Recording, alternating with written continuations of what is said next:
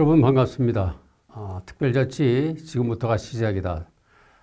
두 번째 강의를 시작하도록 하겠습니다. 오늘은 이 특별자치도가 어떻게 하면 실효성을 확보할 수 있는 것인지, 손에 잡히는 우리 강원도의 특별한 법제를 통해서 도민 복지와 지역 개발이 가능할 것인지 좀 구체적인 사례에 대해서 좀 말씀을 드리려고 합니다.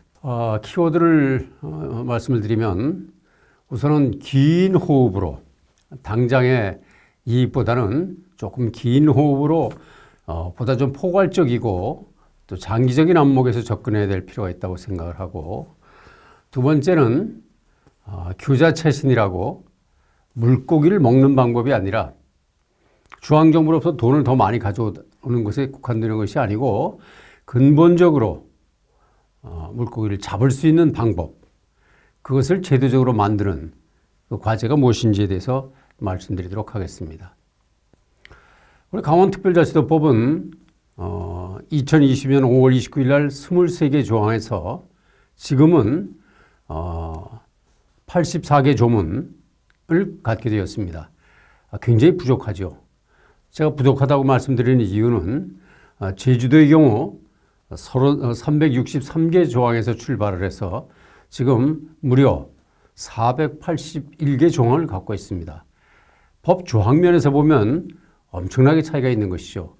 그래서 남은 한 1년여 동안 본격적인 특별자치도법의 시행이 내년 6월 8일부터니까 그 기간 동안에 이 법을 조금 더 실효성을 확보하기 위한 여러 가지 조항들을 담는 것이 우리에게 놓여진 과제라고 할 수 있겠습니다.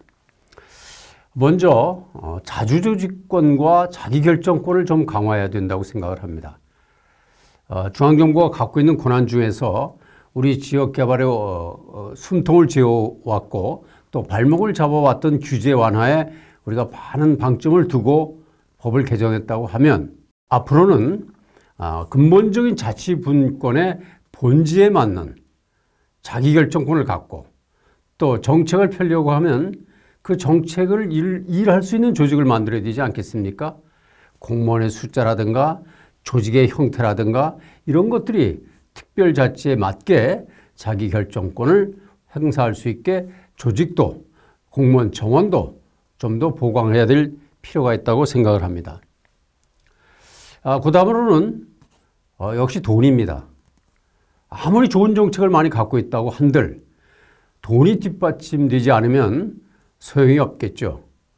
그러나 우리 강원도가 잘 아시는 것처럼 자주재원이 넉넉지 않습니다. 그래서 남은 기간 동안 제주도의 경우는 보통 교부세의 3%를 아예 법정률로 법안에 담았습니다만, 아마 우리 강원도가 법정률을 담기는 다른 지역에 또 중앙정부의 제동으로 결코 쉽지 않을 것이라고 생각을 합니다.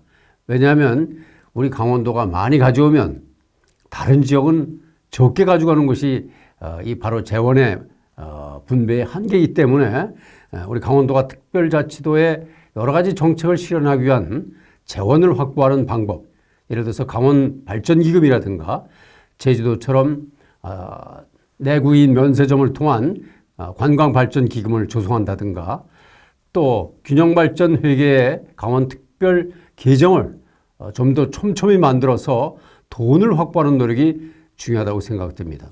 다음은 자주입법권입니다.